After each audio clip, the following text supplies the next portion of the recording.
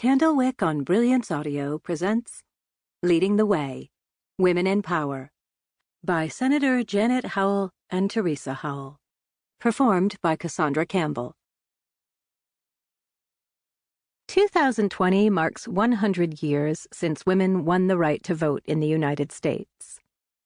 That may seem like forever if you're a kid, but in the context of history, it wasn't all that long ago that women had no official say in decisions that governed our lives. My mother, Dorothy, was born before women could vote, but she lived long enough to have the chance to vote for her own daughter in a presidential primary. That remarkable progress took place over the course of one lifespan, but it didn't just happen.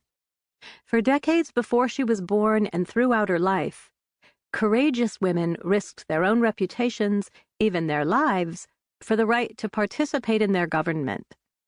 These fierce, bold, and persistent women through the generations led the way.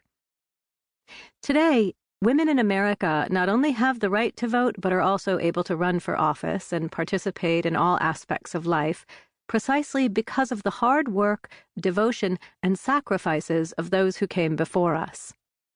Women like Elizabeth Cady Stanton and Ida B. Wells Barnett, who fought for women's suffrage and were some of the first women to run for public office.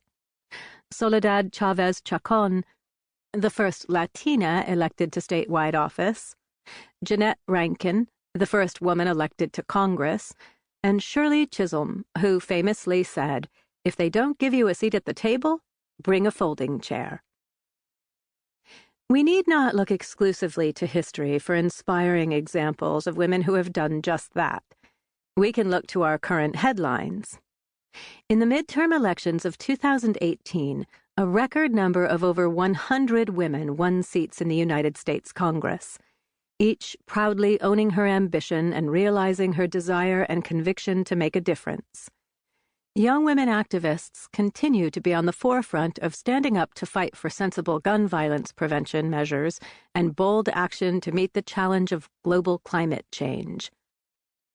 Leading the Way, Women in Power, is a tribute to women, past and present, who have blazed trails and shaped history to become some of the bravest and most influential leaders in America, breaking glass ceilings, making a difference, and refusing to be silenced.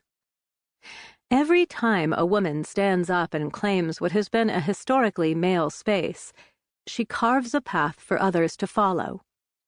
I was inspired to pursue public service by the examples of women in my own life. My mother, my teachers, mentors, from Marian Wright Edelman to Barbara Mikulski, and role models like Eleanor Roosevelt. I'm humbled to think that I follow in the footsteps of these heroines, among others. I hope that my own career as an advocate, lawyer, First Lady of Arkansas, First Lady of the United States, U.S. Senator, U.S. Secretary of State, and presidential candidate will serve as a reminder to women and girls today that the sky is the limit when it comes to fulfilling their own potential. Forging change and, yes, leading the way is not always easy, but it is always worth it. Throughout my life, I have been privileged to meet incredible women and girls from all walks of life and all across the world. I've done my best to encourage and spur them on, and I've also learned from them. Together, we can build a better, stronger, and fairer future. It just takes vision and the tenacity to make that vision a reality. As you will learn from reading about the women in this book, sometimes it's the little things you do that can make a big difference.